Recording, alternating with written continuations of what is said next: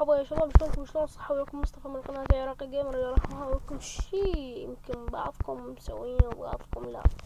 اليوم راح اراويكم اطول بوابة نذر بالعالم، او اكثر، او سووها قبل يعني اطول منها، بس انا اطول واحدة سويتها بالنسبة لي. ونطفر ونشوف وش متكونة من جد بقى. واو، شوف ايش كبرها شوف ايش كبرها، عملاقة، بوابة نذر جدا عملاقة. شوف.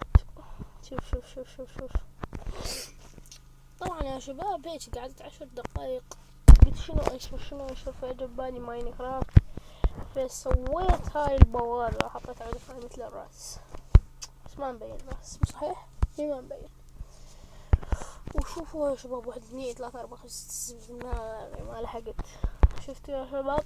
هاي اطول بوابة سويتها. ولهنا ننتهي حلقتنا يا شباب. لا تنسون زر اللايك والاشتراك، هذا الاحمر تجود دوس عليه اشتراك، وانضم الينا بفيديوهات اكثر متنوعة، وراح ننشر لكم عن العاب الاندرويد وشنو تريدون نسوي سلسلات واي شي تقترحون علينا، وان شاء الله احنا بالخدمة. ولا تنسى الاعجاب، يعني انت ما راح تخسر شي اذا اعطيتنا لايك، هو مجرد ثانية من وقتك.